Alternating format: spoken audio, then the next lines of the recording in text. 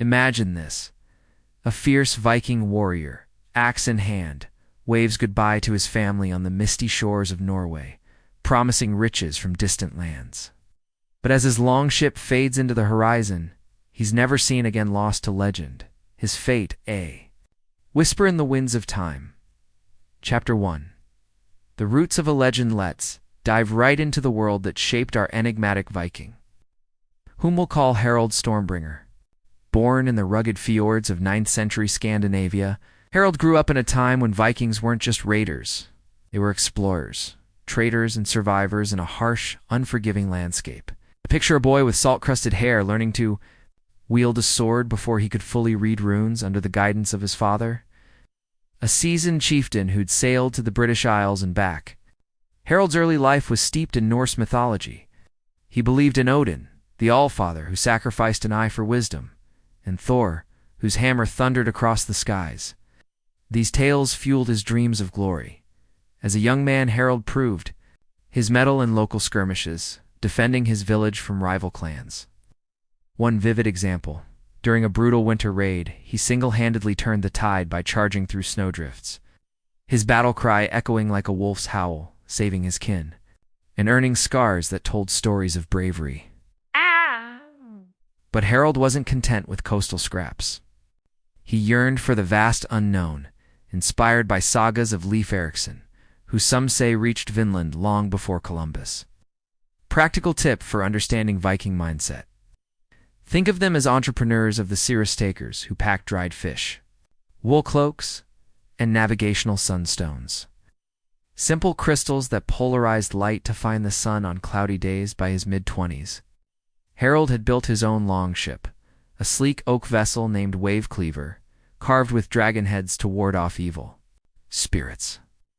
This chapter sets the stage for his fateful journey, showing how a blend of heritage, ambition, and skill forged a man destined for mystery. Stick around as we uncover what pulled him toward the endless ocean in Chapter 2. Chapter 2. The Call of the Unknown. The sea was more than just water for Vikings like Harald. Stormbringer, it was a highway to destiny, whispering promises of wealth, fame, and adventure. By his late 20s, Harald had heard tales of distant lands, where rivers sparkled with silver and fields bloomed with treasures unknown to his frostbitten homeland. This chapter dives into the spark that ignited Harald's decision to lead a daring voyage, the preparations he made, and the restless ambition that set his longship, Wave Cleaver, on a path toward the abyss, in the bustling harbor of his village. The air buzzed with stories from weathered sailors. One night, by a crackling fire, an old Skalda Norse storyteller counted a saga of a far-off land where cliffs of white chalk guarded shores teeming with amber and furs. Unlike the familiar raids on monasteries in Francia or the trade routes to Byzantium, this place was a mystery, spoken of only in hushed tones. Harald's eyes gleamed. He saw not just riches, but a chance to etch his name into the sagas. Unlike most Vikings who raided for quick plunder, Harald wanted discovery lands. Uncharted challenges, unmet. Think of him like a modern-day explorer planning a trip to Mars, driven by the thrill of the unknown rather than just survival. Preparation was no small feat, building on his experience. Harald rallied a crew of 30 tough men and women each, handpicked for their skills. There was Astrid, a navigator who could read the stars like a map. Bjorn, a hulking warrior whose laughter could drown out a storm. And Sigrid, a healer who knew herbs to mend wounds or soothe seasickness. Together they stocked Wave Cleaver with essentials, barrels of dried cod, smoked mutton, and mead for morale. They packed iron tools, wool sails, and extra oars, knowing the sea could snap weaker wood like twigs. A practical tip for understanding Viking voyages. Their ships were marvels of engineering, clinker-built with overlapping planks for flexibility, able to ride waves like a serpent. Harald's crew also carried a sunstone, a calcite crystal that caught sunlight even through clouds, guiding them when the heavens hid. The village buzzed as the departure neared. Families wove charms of Thor's hammer to hang on the crew's necks, believing it would summon strength. Harald, standing tall on the pier, made a vow to his people. He'd return with treasures to make their hall the envy of all Norse lands. Yet, beneath his bravado, a flicker of doubt-stirred sagas often spoke of seas that swallowed men whole. He pushed it aside, focusing on the horizon. The night before they sailed, he offered a goat to Njord, the sea god, praying for safe passage. The blood stained the shore red, a grim reminder of the stakes. This moment, Harold's choice to chase a half-whispered legend marks the heart of his story. It's not just about a man and a ship, it's about the human hunger to reach beyond what's known, even at great risk. As Wave Cleaver's dragon prow cut through the mist, Harold stood at the helm. Unaware he was sailing into a tale no skald would ever fully tell. What trials awaited him on those treacherous waters? We'll find out in Chapter 3. Chapter 3. Storms of the open sea, with the shores of Norway vanishing like a dream at dawn. Harold. Stormbringer and his crew faced the raw fury of the North Atlantic, a vast, churning expanse that tested the limits of man and ship alike. This chapter plunges into the heart of their voyage, exploring the relentless trials at sea, the bonds forged in adversity, and the omens that hinted at a doom yet unseen. Far from the familiar fjords, Harold's ambition clashed with nature's indifference, turning what began as a quest for glory into a desperate fight for survival as Wave Cleaver sliced through the initial calm waters. The crew settled into a rhythm honed by generations of seafarers. Oars dipped in unison to the chant of an ancient rowing song, its verses praising the gods for favorable winds. Harold, ever the leader, rotated shifts to keep everyone sharps, some mending sails torn by early gusts, others scanning the horizon for signs of land or foe. The ship itself was a floating village. Amidships held the cooking fire, where Sigrid boiled porridge from oats and dried berries, flavored with salt pork to stave off scurvy.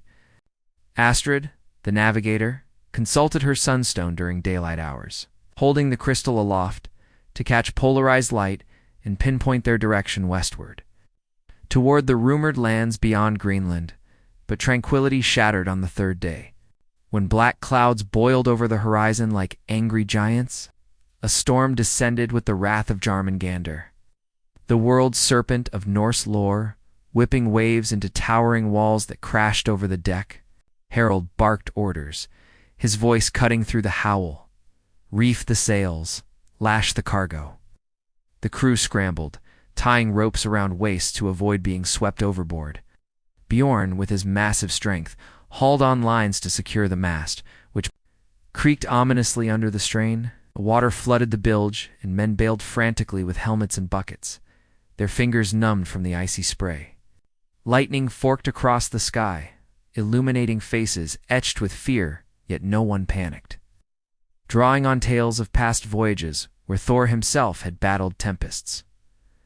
Amid the chaos, personal stories emerged, deepening the crew's camaraderie. Take young Eric, a novice sailor barely out of his teens, who confessed his homesickness during a brief lull. Harold shared his own first storm memory from a raid years ago, where he'd clung to the prow and vowed never to yield. This vulnerability strengthened their resolve. They weren't just warriors, but a family bound by the sea's trials. Practical insights into Viking resilience. They used animal bladders inflated as floats for emergencies, and their wool clothing, oiled with fish fat, repelled water better than modern fabrics. Harold's quick thinking saved them when a rogue wave snapped an oar. He improvised a replacement from spare timber, carving it roughly with his axe while the ship pitched.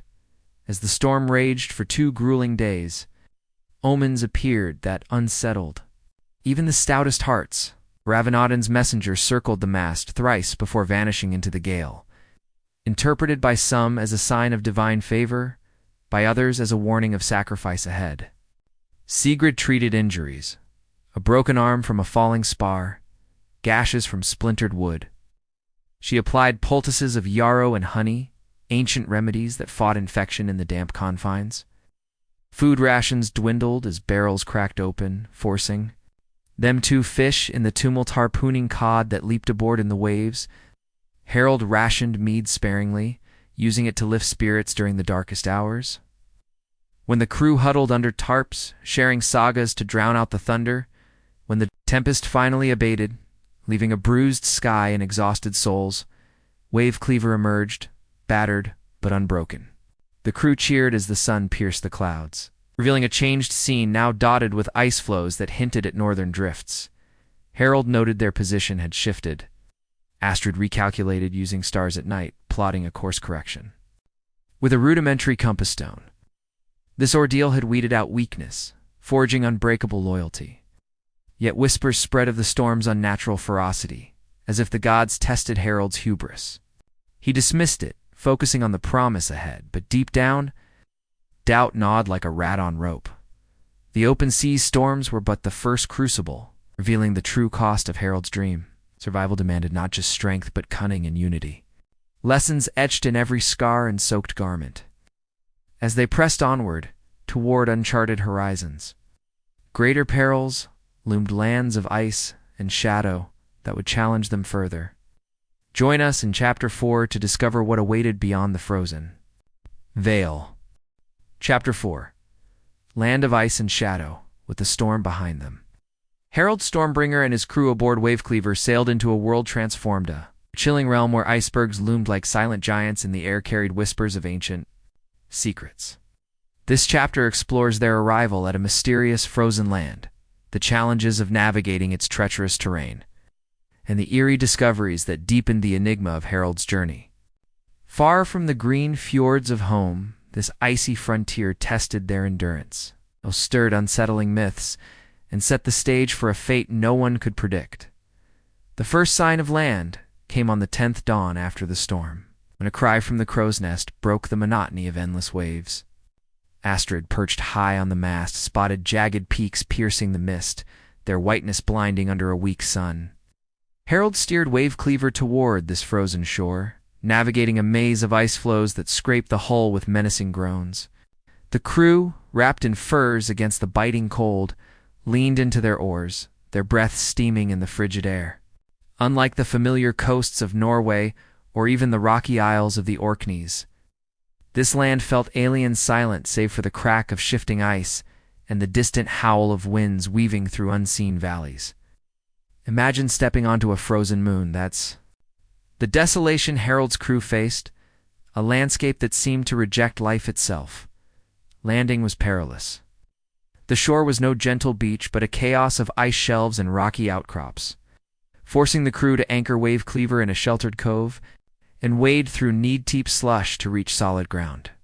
Harold led the way, axe strapped to his back, testing each step for hidden crevasses. Practical tip for Viking exploration: they used long poles to probe ice, much like modern mountaineers, to avoid plunging into hidden fissures. Bjorn, Ever, the giant, hauled supplies, tents of sealskin, dried fish, and bundles of kindling, while Sigrid distributed strips of whale blubber to chew, its fat providing warmth and energy in the absence of fire. The crew set up a makeshift camp, hammering stakes into the frozen ground, their fingers aching despite woolen mittens. This land, likely a northern outlier of what we now call Greenland, or beyond, was unlike any in Viking sagas, the crew found. No lush meadows or amber-strewn beaches as the Skald's tales had promised. Instead, they encountered a stark beauty, glaciers glowing blue under the twilight, cliffs carved by eons of wind, and strange rock formations that looked like petrified warriors standing sentinel. Eric, the young sailor, swore he saw shapes, moving in the fog shadows too tall for men, but Harold dismissed it as exhaustion playing tricks. Yet the crew's unease grew when they stumbled upon a chilling find, a cluster of bones, too large for any known beast, half buried in the ice. Sigrid, with her healer's eye, noted they weren't human, but couldn't identify the creature. Sparking whispers of Jatun, the frost giants of myth, survival demanded ingenuity. The crew hunted seals that basked on ice floes using harpoons, tipped with iron forged back home. They melted ice for water, boiling it over fires fed by driftwood and dried seaweed as trees were non-existent. Astrid charted the stars nightly, confirming they'd ventured farther north than most Vikings dared, where the sun barely dipped below the horizon. Harold organized scouting parties, splitting the crew into groups to search for signs of the fabled riches or habitable land. One group, led by Bjorn, returned with a handful of strange, translucent stones, possibly quartz or rough gems, but nothing to justify the journey's cost. Another party found a frozen stream, its banks littered with fish trapped in ice. Small bounty that lifted spirits. The crew's morale, however, frayed under the endless twilight and bone-chilling cold. Tensions flared when two warriors argued over rations, nearly drawing blades until Harold intervened, reminding them of their shared oath. To boost unity, he led nightly gatherings where they sang sagas of Thor slaying giants, their voices echoing. Off the cliffs. Practical insight. Vikings used storytelling not just for entertainment but as a psychological anchor, reinforcing identity in alien lands. Harold shared a tale of his grandfather, who once survived a winter stranded in Iceland. By eating boiled leather-proof, they could endure. Sigrid, meanwhile, tended to frostbite and cracked lips, using rendered seal fat as salve, a trick passed down from her mother. Yet the land whispered warnings. One night a low rumbling, sound like a beast growling beneath the ice, woke the camp. Astrid, versed in lore, suggested it was the earth itself protesting their presence. A notion Harold scoffed at, but couldn't fully shake. Strange markings appeared on a cliff face near camp ruins, but not of any dialect they knew, carved with precision that suggested a people long gone. Were they warnings? Directions? Lost tribe's legacy? Harold traced them with his fingers, wondering if they held clues to the riches he sought or a darker truth, as days bled into weeks. The crew's supplies dwindled, and the cold seeped deeper into their bones. Harold faced a choice: press deeper into this unforgiving land. Chasing the Skald's promise or turn back before winter locked them in. His ambition burned, but the crew's weary eyes and the land's eerie silence weighed on him. One evening, as the aurora borealis danced green and purple across the sky, he stood alone on a ridge, axe in hand, staring at the horizon. Was this land a stepping stone to glory, or a grave for dreamers? The answer lay ahead, uncharted depths. This frozen chapter of Harold's saga revealed the price of chasing legends, courage tempered by doubt, unity strained by hardship, in a land that seemed to guard its secrets with jealous ferocity. What mysteries or perils awaited as they ventured deeper? We'll uncover that in Chapter 5. Chapter 5. Whispers in the ice. The frozen wasteland stretched endlessly before Harold Stormbringer and his weary crew, its icy grip tightening as they pushed deeper into the unknown. With supplies thinning and the eerie discoveries of the strange land weighing on their minds, this chapter unveils the mounting tension, the unsettling encounters, and the pivotal decisions that marked the next phase of their doomed voyage. The land of ice and shadow began to reveal its secrets, but each answer came with a cost, pulling Harold and his crew closer to a fate shrouded in mystery. The decision to press onward was not made lightly. Harold gathered his crew around a sputtering fire, the glow casting long shadows across their frostbitten faces. The air was heavy with the scent of burning seal fat, and the silence of the frozen landscape seemed to press in, broken only by the occasional crack of shifting ice. Harold spoke of the Skald's tale, the promise of a land rich with treasures, and asked for their trust. Astrid, the navigator, warned that the stars suggested they were farther north than any known Viking route, where the cold could kill as swiftly as any blade. Bjorn, ever loyal, rallied the crew with a booming laugh, vowing to follow Harold to the edge of Midgard. Yet not all were convinced. Young Eric's eyes darted nervously, and murmurs of returning home rippled through the group. Harold's compromise was to scout one final valley, a week's journey inland, before deciding their course. The trek was grueling. The crew hauled sledges loaded with supplies across ice fields, their boots crunching through snow that hid jagged rocks. They used spears to test for crevasses, a slow but necessary precaution after one scout nearly fell into a hidden chasm. The cold was merciless, seeping through their furs and stiffening joints. Sigrid distributed a paste of crushed herbs to rub into aching muscles, a remedy that burned but kept blood flowing. Practical tip for Viking survival: they layered clothing. Strategically, wool against the skin for warmth, leather for wind protection, and furs for insulation, adapting to conditions modern explorers still study. Food was scarce. They rationed dried fish and boiled icebound seaweed, its bitter taste a grim reminder of their dwindling stores. At night they huddled in sealskin tents, sharing body heat to fend off the freeze. As they ventured deeper, the land grew stranger. They found more of the mysterious runes carved into ice walls, their shapes sharper, almost fresh, as if etched mere days before. Astrid sketched them on a piece of hide, noting their similarity to Norse runes, but with unfamiliar flourishes. Perhaps a dialect of a lost people. The crew stumbled upon a frozen lake, its surface clear as glass, revealing fish suspended in mid-swim, perfectly preserved. Bjorn, ever practical, hacked through the ice to retrieve them, adding to their meager provisions. But the find that shook them most was a circle of stones, each taller than a man, arranged in a pattern that suggested ritual. In its center lay a single, polished obsidian blade, untouched by frost. Sigrid whispered of Seer, the Norse magic. Tied to fate and warned that such places were sacred or cursed, the crew's unease deepened with strange phenomena. At twilight, faint lights flickered in the distance, not the aurora, but low, pulsing glows that moved like will-o-wisps. Eric swore he heard voices, soft and melodic, carried on the wind, but when others listened, there was only silence. Harold, pragmatic but shaken, attributed it to the ice playing tricks, yet he couldn't ignore the growing sense that the land was alive, watching them. One night a scout returned pale, claiming to have seen a figure in the fog tall, cloaked, and vanishing before he could approach. The crew debated. Was it a local, a spirit, or a trick of the mind? Practical insight.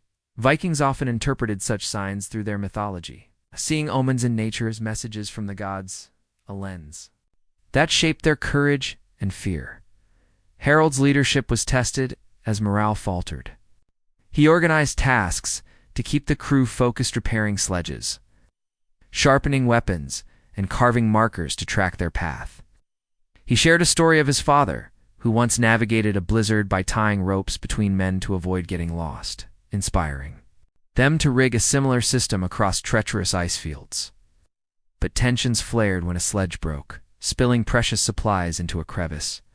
Two warriors blamed Eric's carelessness, and fists flew until Harold separated them, reminding them that division would doom them all.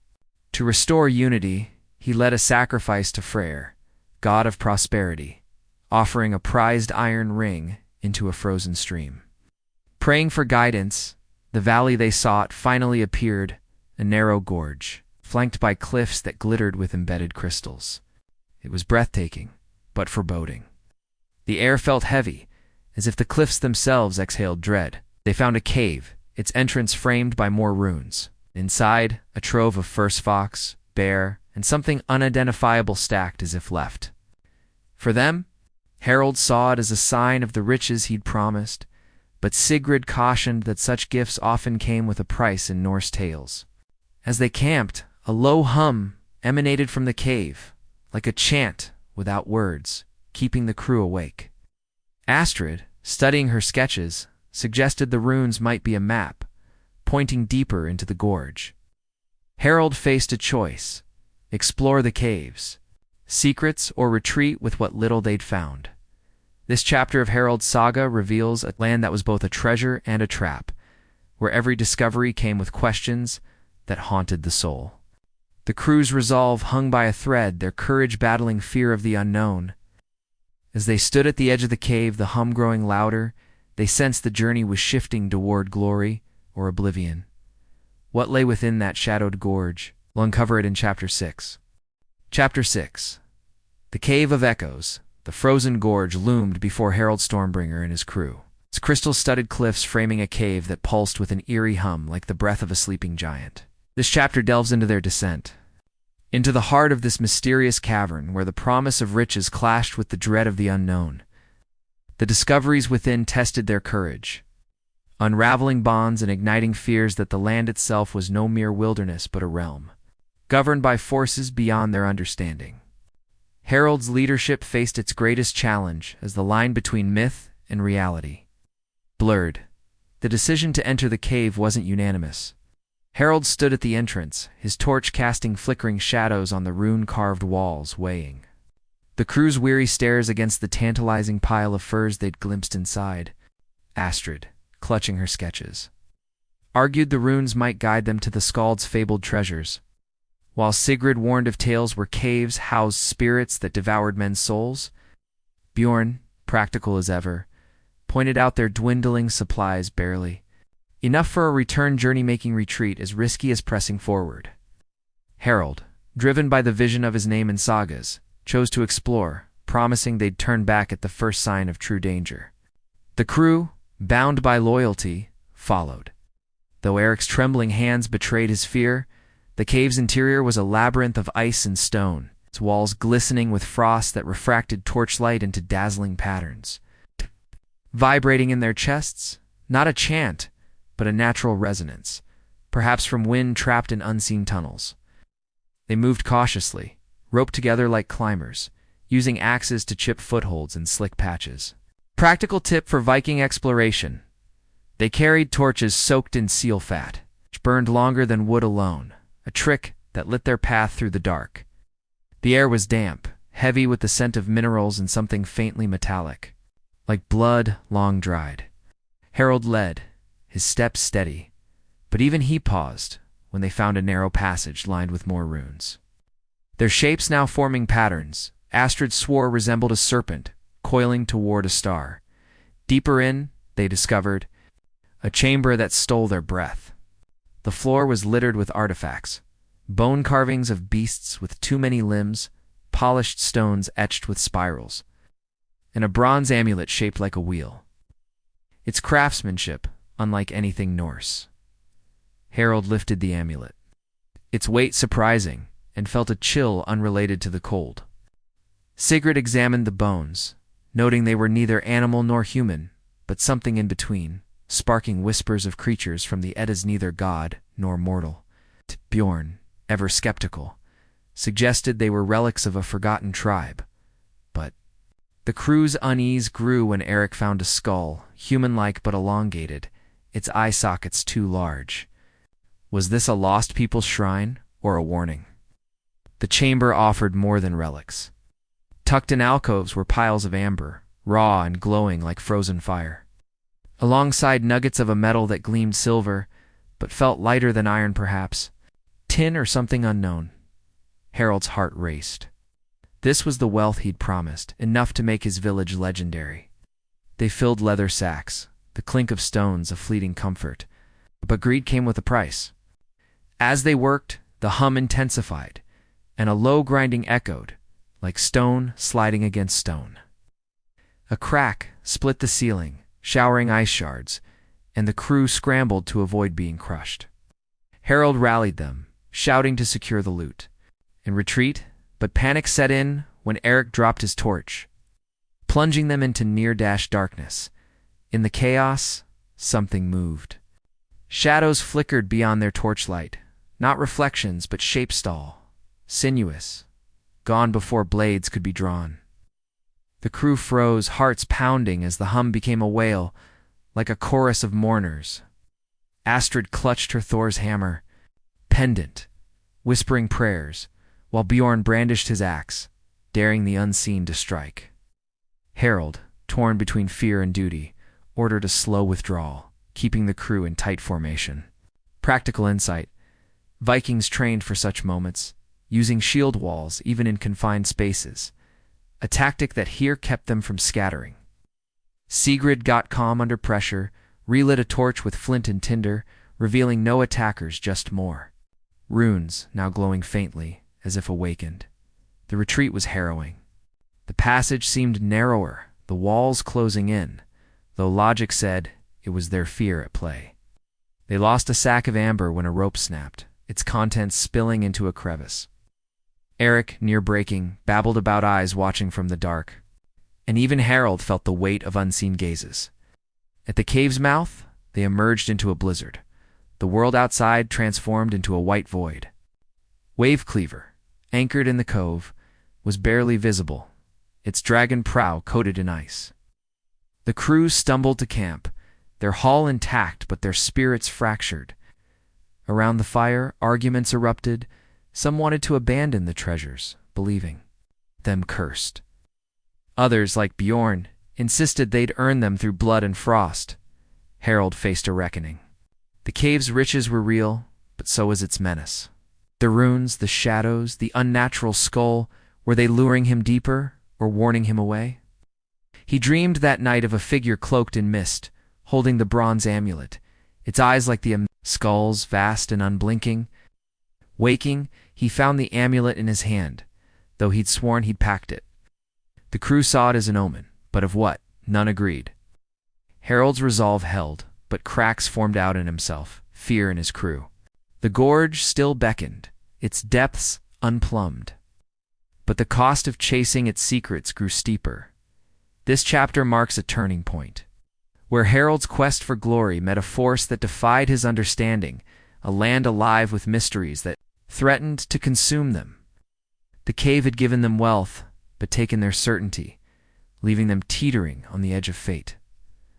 What lay beyond the blizzard, in the heart of the gorge? Join us in Chapter 7 to find out. Chapter 7. The breaking point. The blizzard howled around Harold Stormbringer's camp. A relentless wall of snow and ice that trapped his crew in the frozen gorge, their spirits battered by the cave's haunting mysteries.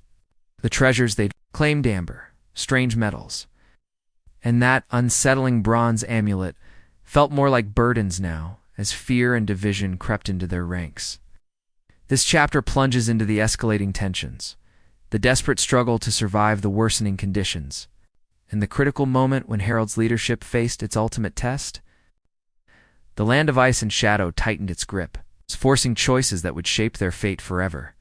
The storm showed no mercy. For 3 days, the crew huddled in their sealskin tents, the wind screaming like a banshee, tearing at stakes and threatening to bury them in snow. Harold organized shifts to clear the camp, using shields to scoop drifts while others reinforced the tents with ice blocks, a technique learned from tales of winter-bound warriors. The cold was a living enemy, seeping through furs and numbing limbs. Sigrid treated frostbite with warmed stones wrapped in cloth, a method that eased pain but couldn't thaw the growing despair. Food was critically lonely. A few days' worth of seal meat and seaweed remained, forcing Harold to cut rations further. Practical tip for Viking survival: they chewed leather strips softened in melted snow to stave off hunger. A grim but effective trick when provisions ran dry. Inside the tents, the crew's unity unraveled. The cave's eerie encounters, the glowing runes, the fleeting shadows, the unnatural skull-fueled heated debates. Eric, his nerves frayed, insisted the amulet was cursed, claiming he'd seen it glow faintly at night. Astrid countered that it might be a key to the Skald's promised riches, pointing to her sketches of the runes, which she believed mapped a path deeper into the gorge.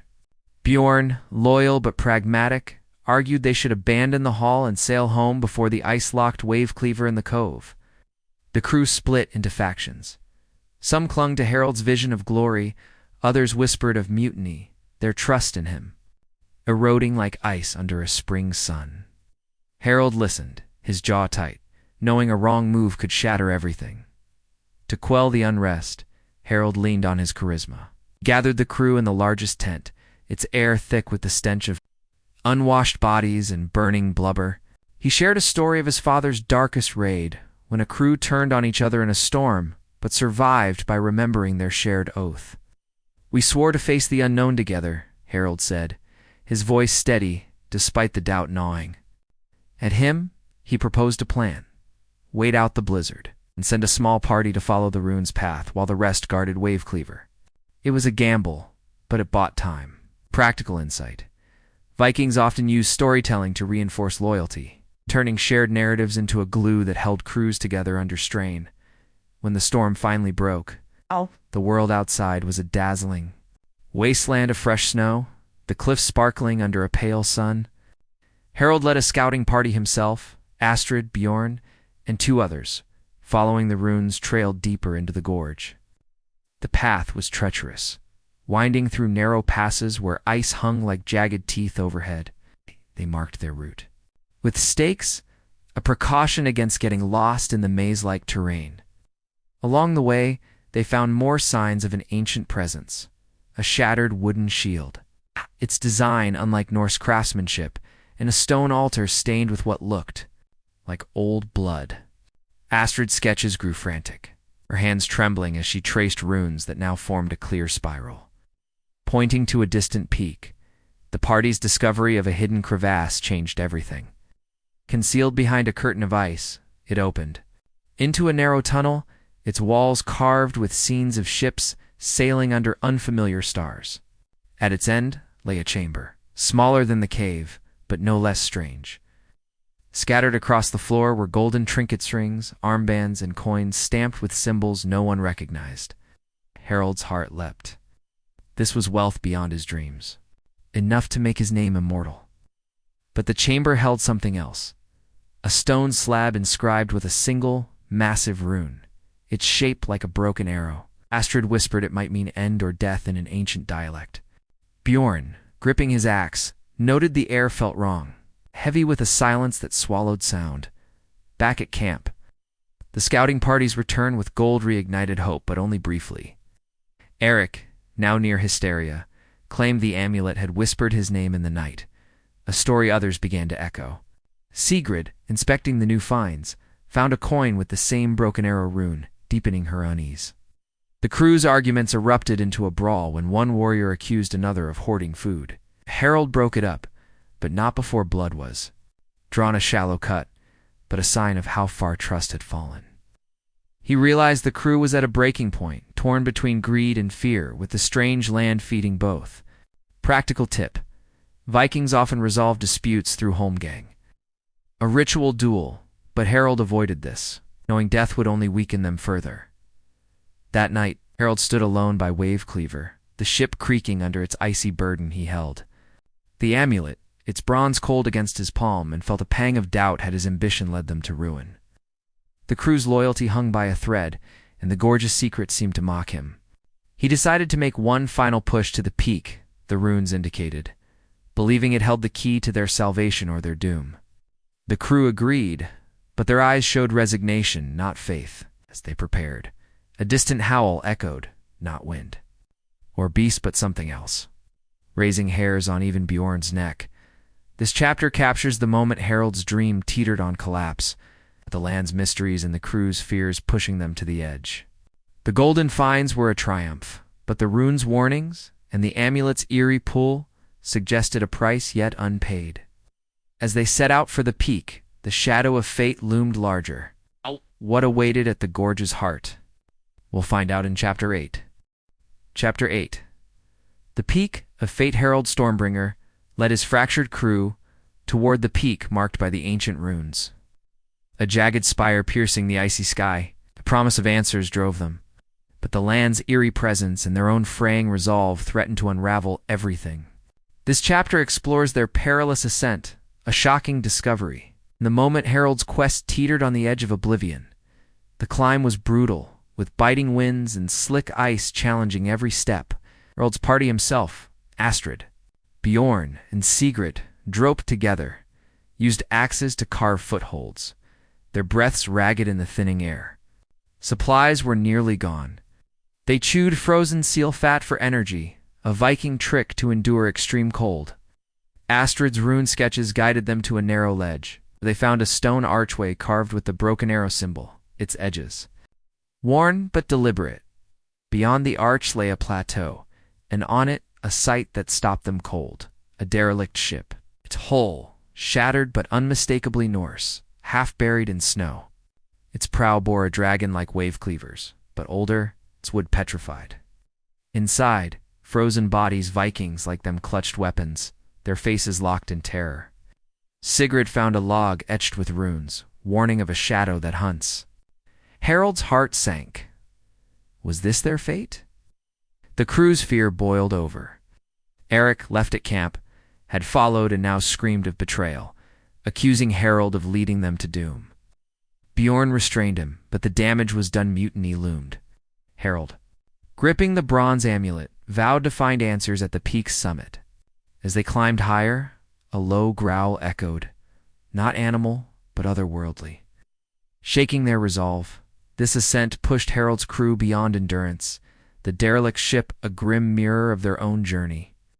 With mutiny brewing and a mysterious threat closing in, the peak promised either salvation or ruin. What lay at the summit? We'll see in Chapter 9. Chapter 9. The shadows grasped, the wind howled like a chorus of lost souls as Harold, Stormbringer and his dwindling crew neared the summit of the rune-marked peak, the derelict ship's grim warning heavy in their minds. The air grew thinner. The cold sharper, and the eerie growl from the gorge below seemed to stalk their every step. This chapter plunges into the climax of their ascent, where the land's deepest secrets unveiled themselves, testing Harold's resolve and sealing the crew's fate in a confrontation that defied the sagas. The final climb was a test of will. Harold led Astrid, Bjorn, and Sigrid, their bodies battered by exhaustion, roped together against the ice-licked slopes. They used spears to anchor their steps, a Viking tactic for treacherous terrain, but each movement was agony, their fingers numb despite sealskin gloves. The summit loomed, a flat expanse crowned by a circle of stones eerily similar to the ritual site they'd found weeks earlier. The bronze amulet in Harold's pouch felt heavier, pulsing faintly, or was it his imagination? Supplies were gone. They'd eaten the last scraps of fish, surviving on melted snow and sheer determination. Tactical tip: Vikings often fasted in dire times, believing hunger sharpened the mind for battle or divine insight. At the summit, they found a shallow crater, its center dominated by a massive stone slab etched with the broken arrow rune, glowing faintly under the twilight sky. Astrid's sketches confirmed it. The rune meant end, but also gateway. Beneath the slab, a narrow shaft descended into darkness, its walls shimmering with frost and faint, unnatural light. Bjorn, axe-ready, volunteered to scout, but Harold insisted on leading, driven by a need to face whatever haunted this land. As they lowered ropes into the shaft, the growl returned louder, closer, like a beast circling its prey.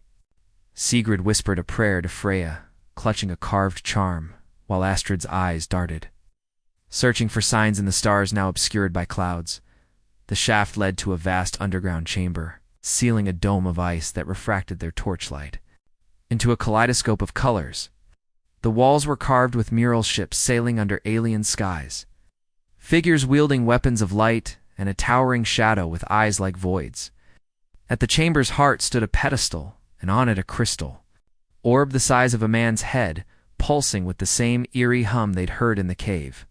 Harold approached, the amulet in his hand now warm, vibrating in sync with the orb.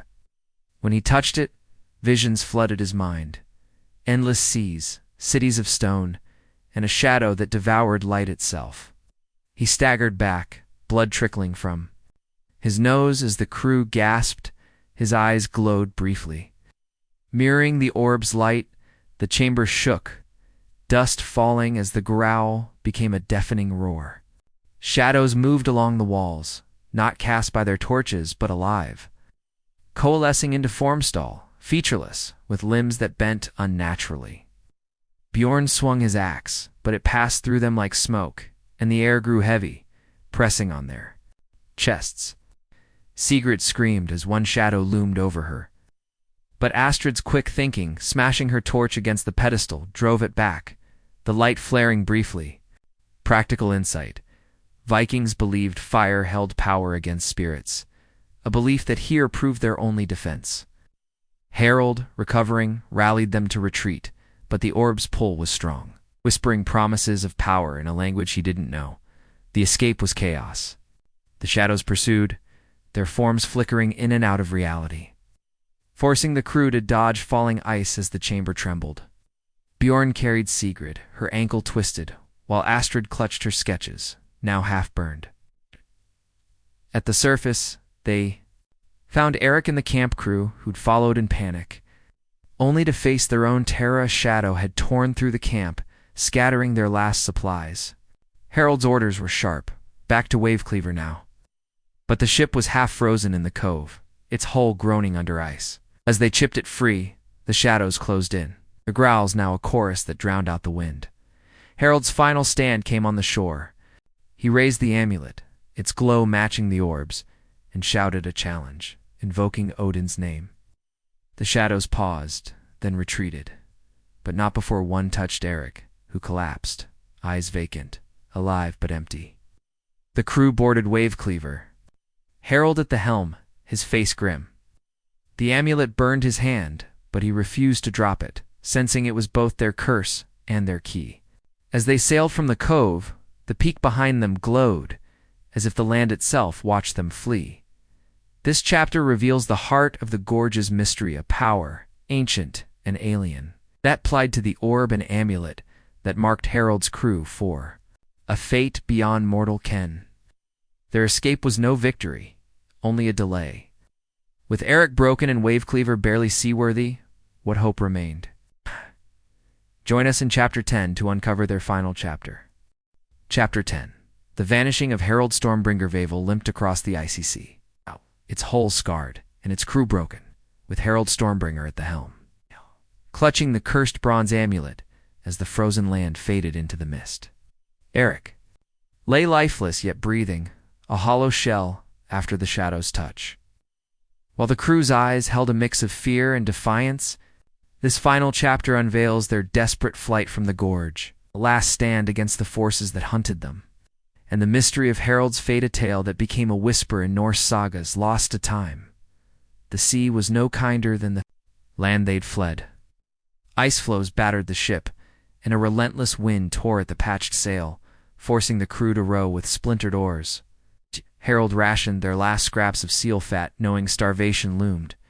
Sigrid tended to Eric, her herbs useless against his vacant stare, while Astrid plotted a course south by the stars, her hands shaking as she gripped the sunstone. The amulet, now tied to Harold's wrist, pulsed faintly, its warmth a cruel contrast to the freezing deck. Practical tip: Vikings navigated by memory and instinct in such straits, using wave patterns and seabird paths when tools failed, a skill Astrid leaned on now. The shadows weren't done with them.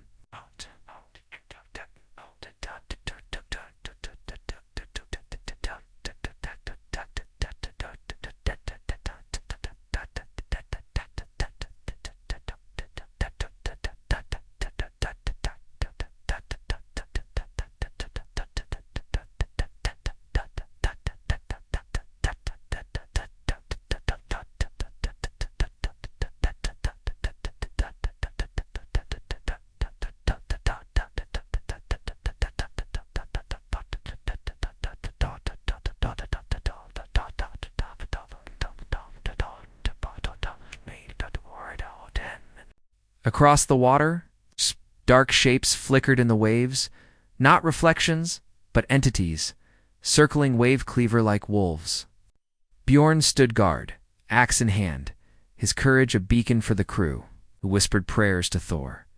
Harold, haunted by the orb's visions, cities of stone, seas of stars, felt the amulet urging him to turn back, its whispers louder in his dreams. He resisted, but doubt gnawed. Had he doomed them by taking it? The crew's trust hung by a thread. Some eyed the amulet, blaming it for their woes, but none dared challenge Harold directly. A new horror struck on the fourth day. A fog rolled, in thick as wool, swallowing the horizon. The growl became a scream, and shadows surged from the mist. Their forms clearer, now tall, eyeless, with limbs that stretched like smoke. They didn't attack, but pressed against the crew's minds, sowing panic. One sailor leaped overboard, screaming of voices calling him to the deep. He vanished beneath the waves. Harold rallied the others, ordering torches lit despite the wind, their flames a frail shield. Practical insight. Vikings believed light repelled spirits, a tactic that here held the shadows at bay, if only just. Astrid's navigation faltered. In the fog, but a break in the clouds revealed a constellation, the spear of Odin pointing south. Harold seized the chance, steering Wave Cleaver toward what he hoped was home. But the ship was failing. Ice had cracked its planks, and water seeped into the bilge. The crew bailed with helmets, their strength fading. Sigrid, exhausted, suggested throwing the amulet into the sea, believing it tied them to the shadows. Harold refused, convinced it held the key to their survival or their legend. His stubbornness sparked a final rift. Bjorn, torn, stood by him, but others muttered of betrayal. The climax came on a moonless night. The shadows massed, forming a wall of darkness that stopped the ship dead, as if the sea itself froze. Harold climbed the prow, amulet raised, and shouted a challenge. "If you want us, take us." The air thrummed, and the amulet blazed, its light piercing the shadows. For a moment they parted, revealing a glimpse of calm seas beyond. But the cost was steep. Harold's hand burned, his skin blistering, and Eric stirred, screaming nonsense about a door in the stars. The crew rode with their last strength, breaking through as the shadows dissolved, the growl fading to silence. Dawn revealed an empty sea, but Wave Cleaver was sinking. Harold ordered the crew to a nearby ice floe, salvaging what they could: axes, furs, Astrid sketches. As they huddled, the ship slipped beneath the waves, its dragon prow vanishing like a dying beast. Harold, amulet still tied to his wrist, looked to the horizon. No land, no rescue. The crew's eyes met his, some with faith, others with resignation. Astrid whispered that the runes had warned of an end that is no end, and Sigrid clutched Eric, who stared blankly at the sky. What became of them? No saga tells. Some say the sea claimed them, their bones resting in a watery grave. Others whisper Harold found the door in the stars, vanishing into a realm beyond Midgard. The amulet, the orb, the shadow's nun returned to Norway's shores. Harold Stormbringer became a legend, a Viking who chased the unknown and never came back, his tale a warning and a lure for dreamers. That's the end of Harold's story. But it's not the end of his mystery. What do you think happened to him? Drop your thoughts in the comments below, and if you enjoyed this journey, hit that like button and subscribe for more epic tales. We'll see you in the next saga.